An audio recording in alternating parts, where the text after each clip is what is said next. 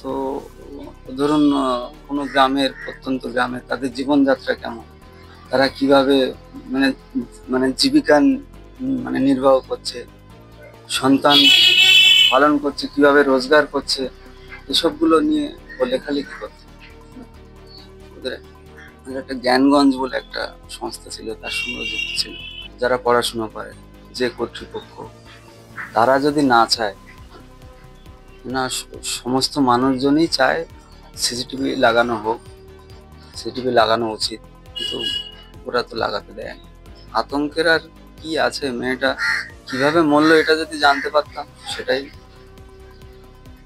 মানে যথেষ্ট। যদি কেউ দোষ করে থাকে, সে যাতে শাস্তি পায়, উপযুক্ত শাস্তি তাকে দেওয়া হয়, সেটাই চাই, আর কি চাই।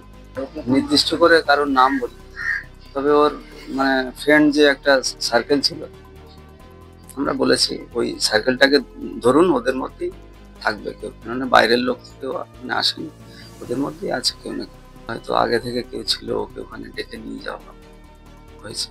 কর্তৃপক্ষ যদি টাইমটা মানে নির্ধারণ করে দেয়, সেই টাইমের মধ্যেই অনুষ্ঠানটাকে বেঁধে রাখার চেষ্টা করলেই ভালো। তার কারণ অত রাত্রি প্রোগ্রাম করলে বিভিন্ন জায়গার ছেলেমেয়েরা আসে ওখানে, তারা পড়াশোনার পাশাপাশি অনুষ্ঠান প্রোগ্রাম এগুলো সব কলেজে হয়। তো ওখানে আলাদা কিছু হচ্ছিল এটা নয়, তবে ওই টাইমের মধ্যে হলে হয়তো আমার মেয়েটা বাড়ি চলে আসতো। এখানে আগে দেখে নি কতটা কি হচ্ছে, মানে নগরপালের সঙ্গে যে আমরা যে এফআইআরটা করলাম, ওটা কোনো কারোর বিরুদ্ধে অভিযোগ করিনি। আমি ওনাদের উপরেই দায়িত্ব দিয়েছি, আপনারা দেখুন, কেননা এটা চক্রান্ত করে খুন হতে পারে, কিংবা জেলাস থেকেও করার মেয়ে নয়। তারপর ও কি বলবো, মানে সব দিকে এত খেয়াল রাখতো, সেই মেয়ে হঠাৎ করে ওরকম জলে গিয়ে মানে পড়বে, আর ও তোমাদের সাঁতার জানা, আর জলে গিয়ে ওখানে গিয়ে মানে পড়ে যাবে, এরকম ব্যাপার বাজে। নিশ্চয়ই কেউ ওখানে ছিল, কিংবা কেউ ডেকেছিল, এরকম একটা অন্ধকার জায়গার, অন্ধকারকে খুব ভয় পায়।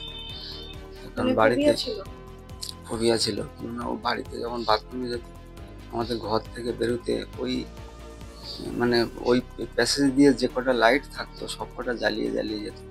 মানে আমার কাছে আসে না, ওর মায়ের কাছে আসে 9টা-8 রাতে। ও তখন বলে যে আমি 9:30টায় এখান থেকে বেরোচ্ছি, বাবাকে বলো বেলঘরিয়াতে আসতে, যাদবপুর স্টেশন দিয়ে ট্রেনে যাও। ঠিক আছে, ওরা আমাদের ফোন করে জানাচ্ছে 10টা 31।